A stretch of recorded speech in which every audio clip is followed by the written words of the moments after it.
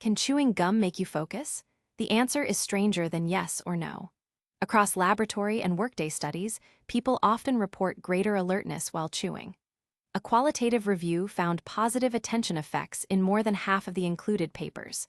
But objective tasks are messy.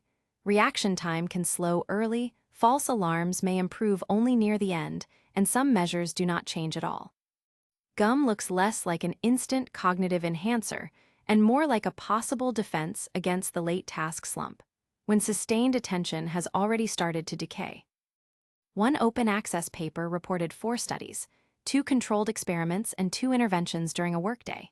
In the experiments, gum was linked with higher self-reported alertness. Changing chewing rate or subjective force did not reliably change mood, although some attention measures shifted. In the workday studies, gum was associated with outcomes such as lower fatigue, fewer cognitive problems, or higher reported productivity, but not every result replicated across designs. Self-report is valuable for how a day feels.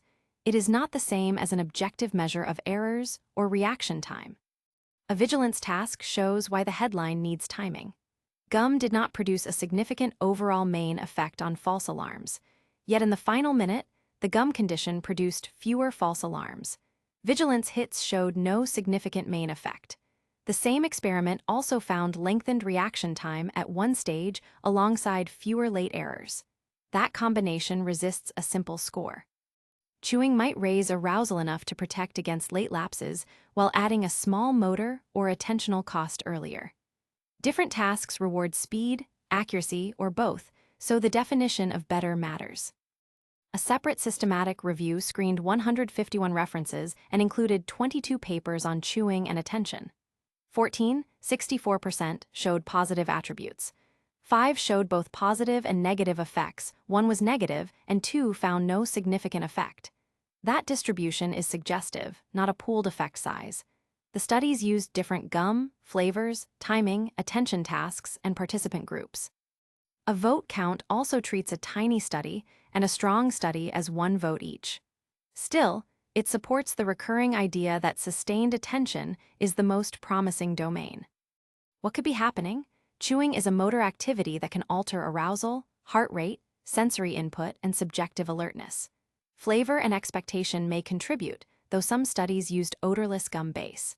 The effect may interact with time on task because monotonous work gradually reduces alertness, creating more room for an arousal cue to help. But mechanism remains unsettled. If the gum contains caffeine or sugar, that becomes a different intervention. Claims about plain gum should not borrow the stimulant effect of caffeinated gum. A low-risk personal test is possible when chewing is safe and appropriate. Choose sugar-free, non-caffeinated gum so the intervention stays simple.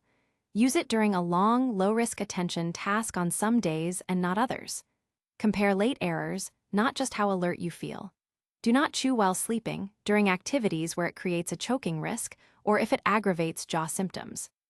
And never treat gum as protection against drowsy driving. Sleep loss can overwhelm small attention effects, and subjective alertness is not proof of safe performance. The takeaway pops the bubble without ruining the idea. Chewing gum often raises alertness and may help sustained attention, especially later in a monotonous task. But objective findings are mixed. Some positive effects appear only at specific time points, and the review did not produce one pooled effect size. Use gum as a small environmental cue, not as a nootropic or a substitute for sleep. If it helps, the best evidence-based prediction is not that you become instantly smarter. It is that you may make fewer late lapses when attention would otherwise fade. Jaw comfort, gum flavor, sweetness, and prior habit can all change the experience. Someone who dislikes chewing may gain distraction instead of alertness. That individual variation is another reason to use a simple within-person comparison rather than borrowing a group result as a guaranteed productivity trick.